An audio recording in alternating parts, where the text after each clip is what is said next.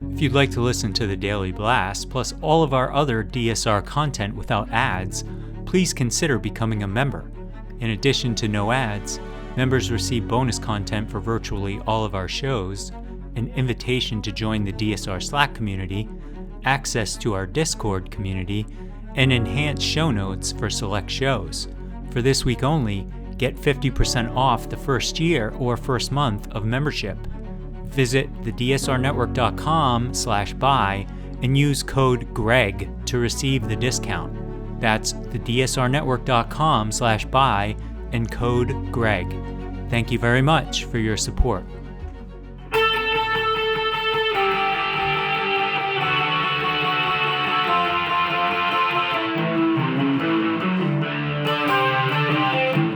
This is the Daily Blast from the New Republic, produced and presented by the DSR Network.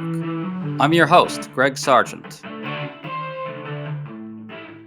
This week, a Politico report ripped the lid off of deep tensions that have been simmering for some time now between the New York Times and the White House. President Biden's advisors see the paper of record as arrogant and unwilling to give Biden a fair shake. The Times responds that Team Biden unreasonably wants to control coverage of the president. We think this debate is badly in need of some major clarifications. The Times is doing some great and revelatory work covering this election, particularly the threat of Donald Trump, but at the same time, a fair amount of the criticism of the Times is reasonable and correct, gets at some important journalistic issues, and is often misunderstood, not least of all by some people at the Times itself. To discuss this, we've invited Brian Beutler back on the show. Beutler's Substack, Off Message, offers some of the best criticism of political media that's out there today. Welcome back, Brian. It's great to be back with you. So the Politico piece by Eli Stokols portrays something like a secret shadow war going on between the Times and the Biden camps, both the White House and the campaign, a situation that is, quote, remarkably tense and beset by misunderstandings, grudges, and a general lack of trust. Let's first deal with the big quote in the piece that's getting all the attention. A Times staffer suggests that publisher A.G. Sulzberger is quietly encouraging negative coverage of Biden's age, in part out of pique that the paper isn't getting an interview, a sit-down interview with the president. I'm a bit skeptical of this, and I want to hear your thoughts on it, Brian. It's a blind quote. It's not clear how that would actually work. Would the publisher do that? Even if he did, would that actually dictate editorial choices? What do you think?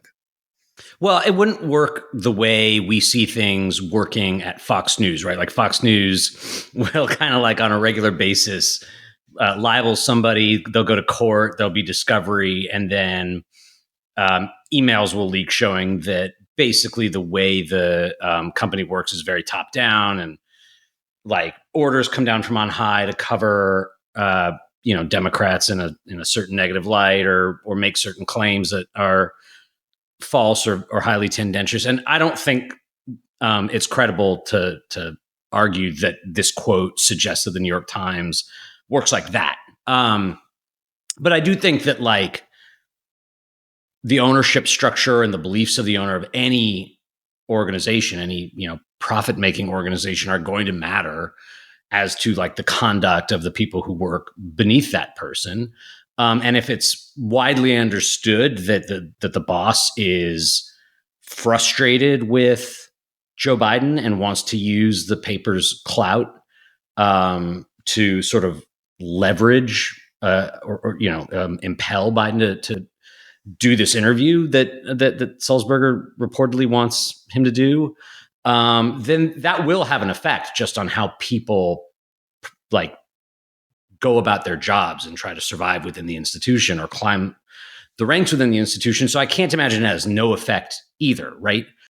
Part of the reason I feel like maybe I lend the story a bit more credibility than you do is that Politico and the Times, like Politico's a feeder to the New York Times.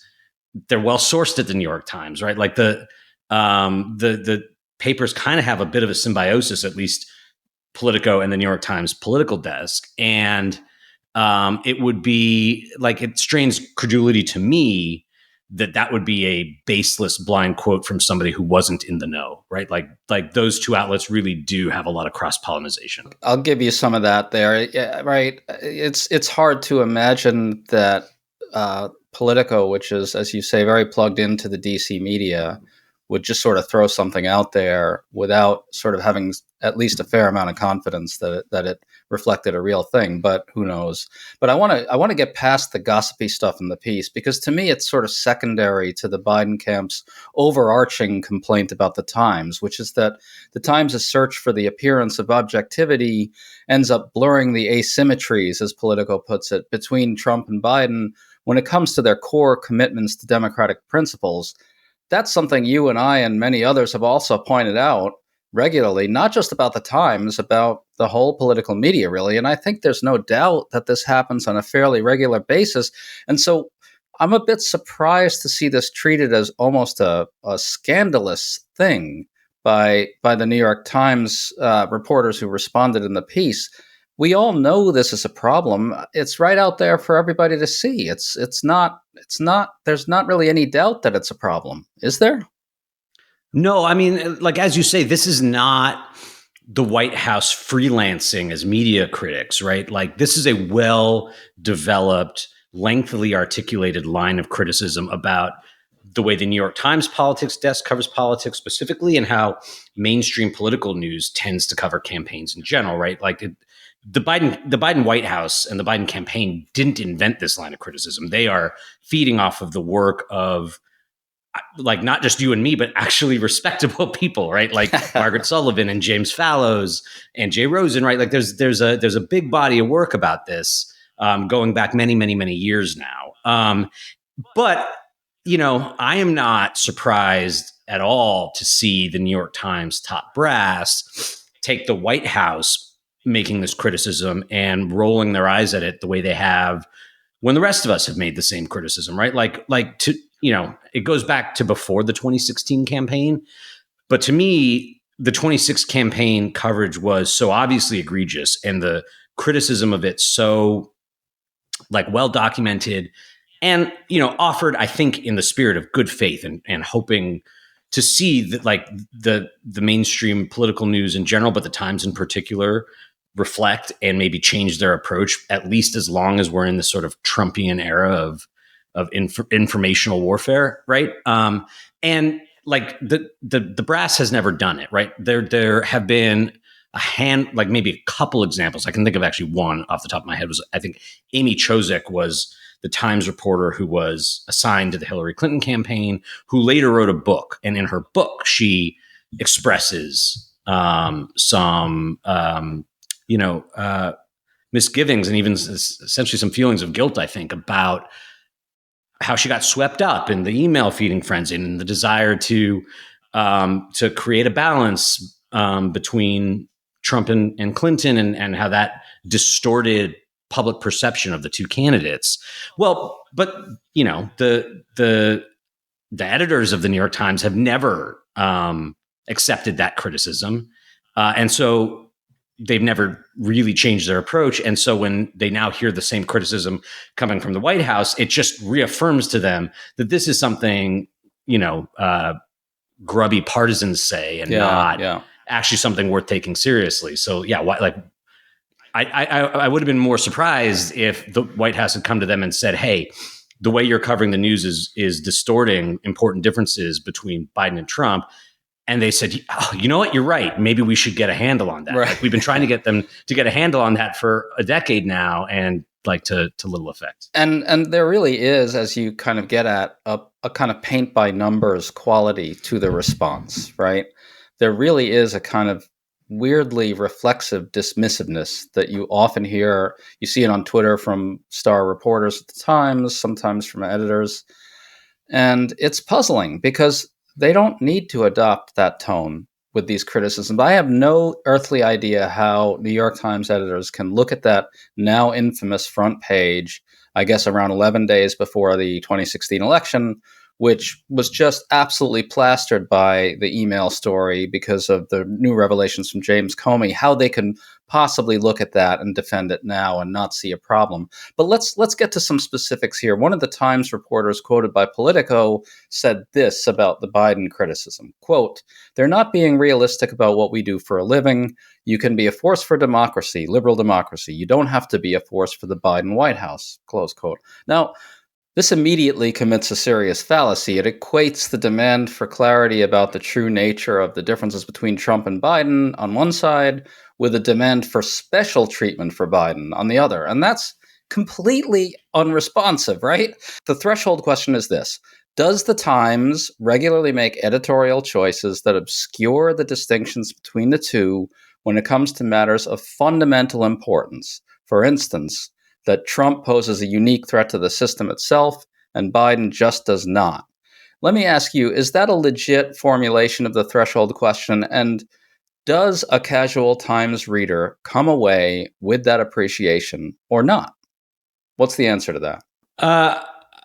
I think probably not, but like the truth is that like a typical Times reader also probably gets media from elsewhere, right? Like there's been all these interesting studies about where do liberals versus conservatives get their news, and the Times is a big source of news, but people who read the Times also get their information from other relatively credible sources of information, whereas Republicans really are stuck in a Fox News-esque bubble. So I think that just taken at face value, the New York Times can be on the side of liberal democracy. It doesn't mean they have to be on the side of the Biden White House is unobjectionable, but that's why it's raised as a response to the criticisms that the White House and the campaign are leveling, right? Right. The campaign and the White House are asking them to do the first thing. They're not saying kiss up to us or tell people to vote for us or bury bad news about us or lie about Donald Trump, right? They're saying endeavor to make the important differences that we're all aware of clear to your readers through your headlines, through your story placement, through how you assign stories and how much space in the paper you give to them. I think we should acknowledge that the Times is doing a ton of great work that actually does detail Trump's authoritarian plans for a second term with extraordinary professionalism and revelatory power, right? You get the pieces on the vows to gut the bureaucracy and stock it with loyalists, the threats to turn the Justice Department loose on Trump's enemies, the plans for giant deportation camps, and so forth, all in the Times, right? So they have a fair response. But I think what you and I would respond, and I think what the Biden campaign maybe would respond, I'm not sure. I think they think this. I don't know.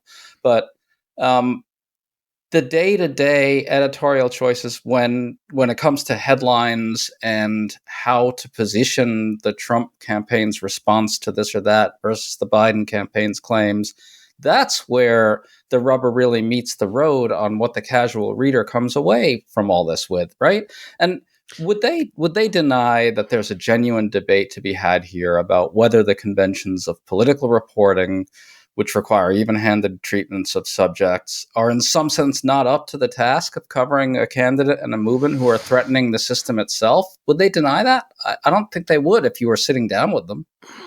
I think it would depend on the context, right? Like, I don't think that they would say anything public that carried the implication that the way the Times approaches coverage of politics is not up to the moment, right? Like that would be a very damaging admission. And the Times as an institution is pretty averse to acknowledging anything that suggests awareness of internal shortcomings. But Brian, that is where the rubber meets the road, right? Like in that. Well, yes, but like so to your point about the Times doing a lot of great work. Absolutely true. It's a huge institution. It's got tons of resources. I think its best work is outside of political coverage, but there is good work at the politics desk. The issue is that when you raise any kind of systemic critique like you're doing now, what the Times reporters and the editors will do is point to specific examples of the good work they've done on Donald Trump, like Project 2025 coverage and things like that. And that's definitely like those stories have been good. But news coverage is more than just the sum of individual stories, right? Like it's not, a newspaper is not like an episode of a sitcom from the 1980s where there's an episode, it's 30 minutes long, and then the next episode can be about something totally different, and there's no continuity between the two, and nobody cares because you're just there for the laughs, right?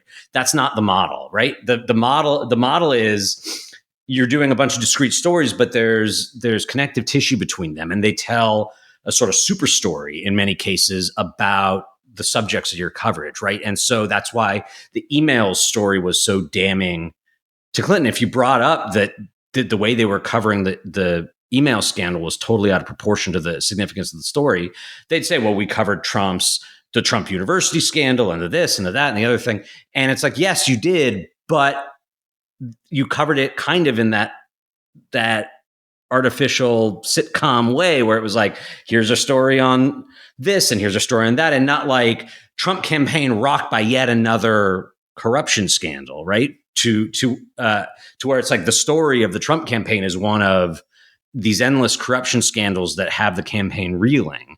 And I feel like they've never really covered Trump that way. They've covered Trump in a way where they kind of marvel at how impervious he is to consequences for doing anything wrong. And so like I think that with their current methods and with their current professional ethos, like they could make changes totally consistent with their professional culture, their internal professional culture, that would make big improvements in the coverage that you and I would notice and remark upon and be satisfied by. I want to underscore what you're saying in another way, though, Brian, for a second, right? Because your point basically is that they would not publicly acknowledge that there's some sort of institutional problem. But the thing is, I agree that they wouldn't. But the thing is, this is a problem that's larger than the Times, and it's hard for me to believe that professional journalists wouldn't simply admit that it's an issue, right? I mean, look, there's a genuine debate to be had here about whether the current conventions of political reporting are up to covering a systemic threat like Trump and MAGA, the movement, right? Would Times editors or editors at other big institutions really assert that they've got that figured out? that their day-to-day that their day-to-day coverage has aced that problem? I mean,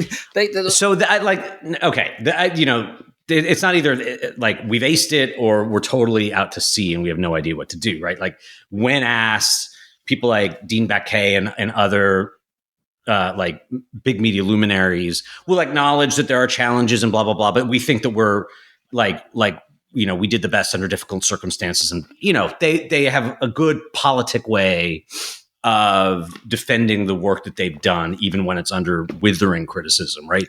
To me, the tell about the mismatch between how these institutions describe the quality of the work they've done and do, and the kind of criticisms that people like you and me level are pretty manifest when, every few months, it seems, or maybe a couple times a year, a beat reporter from a big mainstream outlet will retire and come out and say, yeah, the way we do things is totally screwy. Yeah. And it privileges in some sense whichever party's more willing to lie and bully us. And then those people often go on to become stalwart media critics. And very true. To me, that's very telling thing that happens over and over again.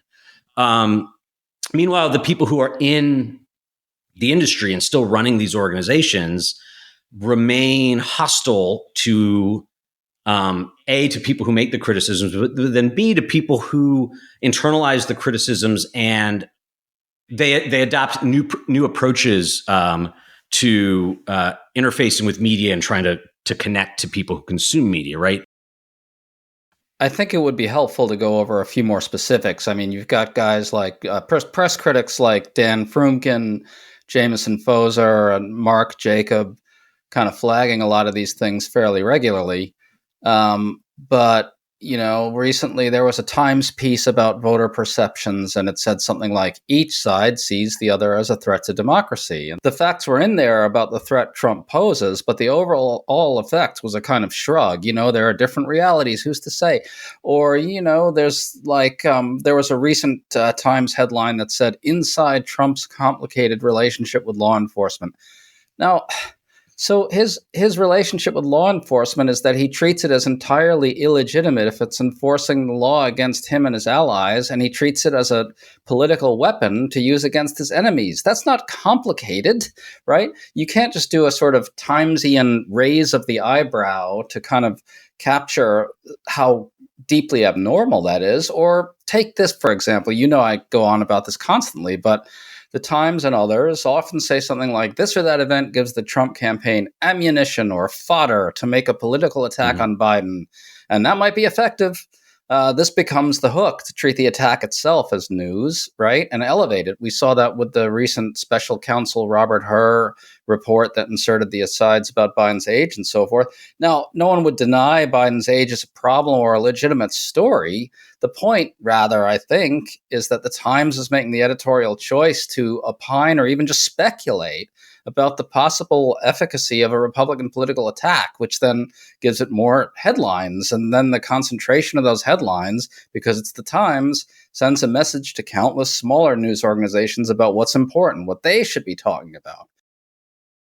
There are better ways to convey the nub of the kinds of stories that you were just talking about, right? Like if they brought somebody from one of their international desks who had covered Orban's Hungary or whatever to write a story about what life in America would look like if Trump succeeded in turning law enforcement into a political arm of his White House and campaign, like that would be eye-opening, even if the headline was a little bit soft touch, right? Instead, they have political reporters write these stories with sort of like you say, like a raised eyebrow at whether like this is hypocritical or ethical, but without like kind of weaving it into the larger story they should be telling about what the stakes of the election are. There's been reporting about how little the public knows about things like what was in the Inflation Reduction Act. And I want to say two things about that. One is that the fact that the public is unaware, I don't think it can be laid as cleanly at the feet of the mainstream media today as a decade ago, right? Like there's just like mainstream media shrinking, propaganda media is exploding, like just non-political media is crowding out like real news. And so I just think that like the percentage of information that people are getting that is like actually from professional news organizations has shrunk. And so of course there's going to be like an associated drop off in like public knowledge as a result of that. But it doesn't mean that outlets like the Times shouldn't view findings like that as a challenge, right? Like maybe we can't make 100% of people aware of what's important in this election, like what the stakes of it are, what life will look like if one guy wins versus the other. But we can do better than this, right? Like even if we can't get to 50%, we can certainly do better than 10 or 20%. And our efforts should be geared towards making sure that kind of thing is clear. And the methods they use that you described when you asked this question, like cut against that. They're antithetical. They make it harder for people to know what Biden has done versus what Trump did, and thus what life will look like in America depending on who wins. And that's a shame. Democratic polling that I recently reported on found very low awareness of 10 of Trump's most explicit authoritarian statements. Very low awareness. And so David Roberts said something like, if I saw this and I were an editor, I'd assign a team of reporters to figure out why this is happening, and I'd try to fix it. Right. As you say, it should be a challenge that the Times and other news organizations take on and assume for themselves. I think a couple more examples, if I could. Your Orban point is really interesting about assigning a reporter who knows what happens in places like Orban's Hungary to cover what would happen if Trump got his way, modeling his approach on Orban and other autocrats, right?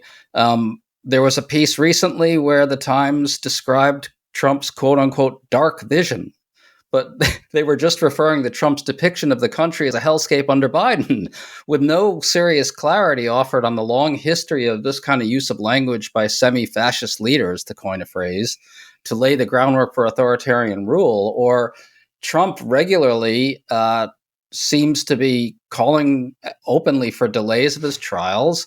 And the Times will report on this in a weirdly bloodless and neutral way, even though we all know that Trump is delaying them so that he can cancel prosecutions of himself if he wins. Yet the Times covers that as if it's just another legal strategy and not something highly abnormal and deeply hostile to the rule of law itself. Now, here's my question for you, Brian.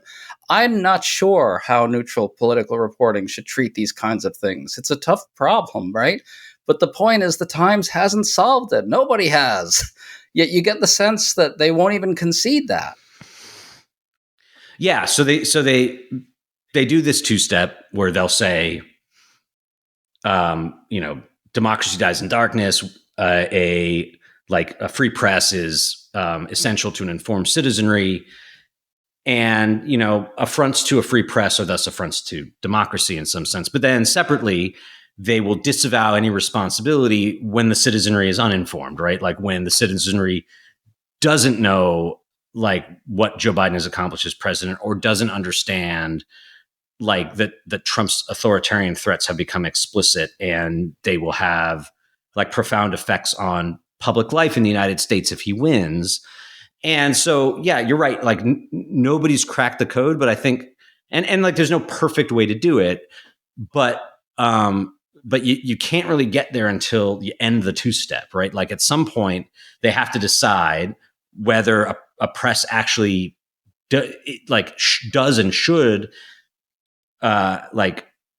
create an informed citizenry, or if really all this stuff, public opinion and public awareness and issue polling, et cetera, is just purely for people who work in professional politics, and all you do is you report on how they affect public opinion over time.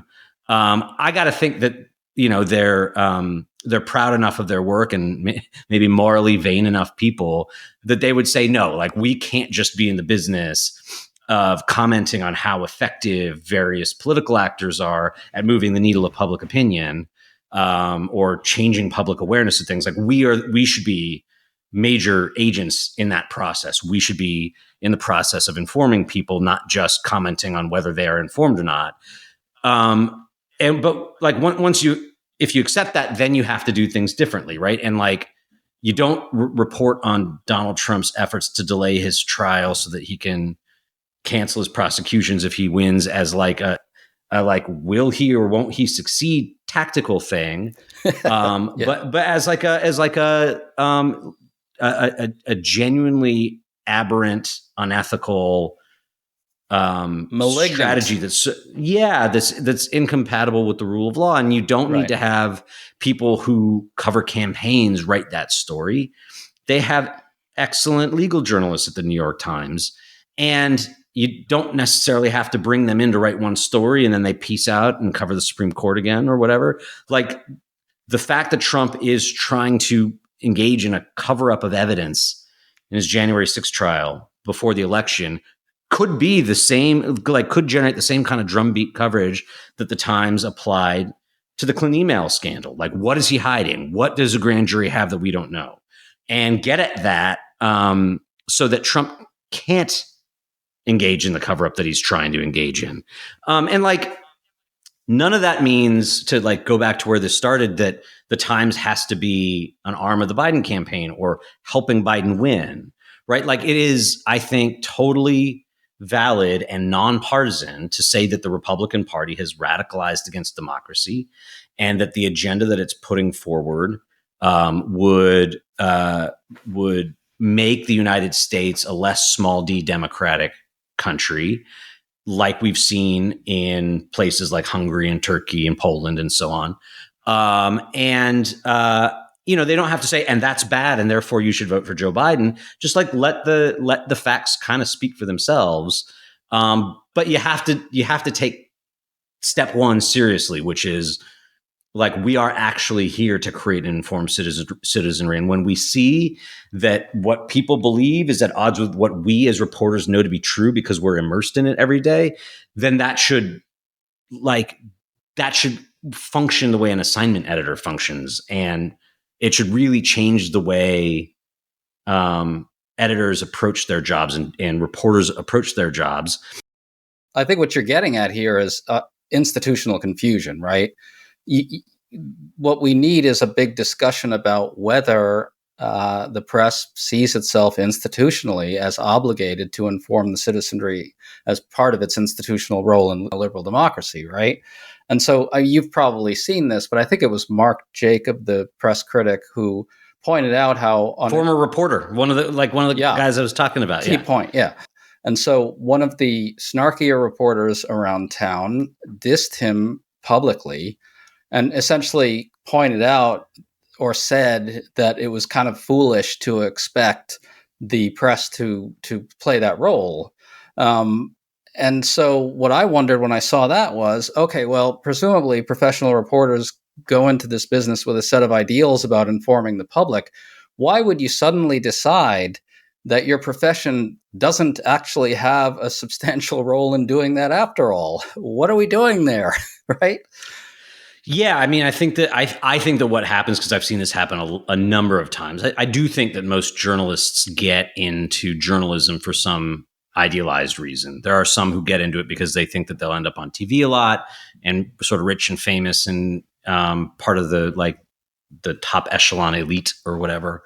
But mostly it's like people who think that reporting matters, or maybe they have fantasies about taking down a president the way Woodward and Bernstein did. But that, at least, that's a valid reason to want to get into this line of work. But then what happens is you join an institution, and the institution is imperfect. In some instances, it's deeply imperfect. And then it comes in for criticism. And then the question is that institution receptive to criticism? And I think mainstream political media as a broad, as a super institution, is not very responsive to criticism. And the New York Times in particular is hostile to it. The reporters and the editors will rally around each other when they come in for this kind of criticism. And that can create a tension, an unresolvable one, between the ideals that drove those people to become journalists in the first place, and their the imperatives they see now that they're in it and that they've made it, and that they've you're a journalist at the New York Times. That's being an honors graduate at Harvard or something like that. Who's anyone to take away from us or criticize us for what we've accomplished? And that's a really unfortunate dynamic. It's also sadly pretty prevalent. And I just, I would and I do encourage people who are reporters, political writers of any kind, if they find that public opinion is just totally adrift from what's true, from what's, in the pages of the New York Times, or from at least what's in the reporters' heads, what they happen to know to be the truth, that's prima facie evidence of some kind of shortcoming. And it's not thus you're a failure, or thus you have no redeeming quality. It just means it's time to retool a little bit. It's time to rethink why we're doing this, or whether we're doing it well. If at the top there is no concern for this question of whether the citizenry is in fact informed, then they're just going to view that, come to view that as not really part of their job. But it has to be for any of this to matter. Well, I'm hoping what you said earlier today is right, and this Politico report really captured almost a threshold moment in frustration with how the press is doing things, and hopefully that could prompt the kind of conversation you're talking about. One can hope anyway. Brian Beutler, it's always so much fun to talk to you, man. It's great to be back. Folks, make sure to check out a new piece we have up at TNR.com. It's by Obtan Heydari, who survived the white supremacist terror attack in Charlottesville and is now writing about the grotesque slander of comparing Gaza protesters to neo-Nazis. You've been listening to The Daily Blast with me, your host, Greg Sargent. The Daily Blast is a New Republic podcast and is produced by Riley Fessler and the DSR Network.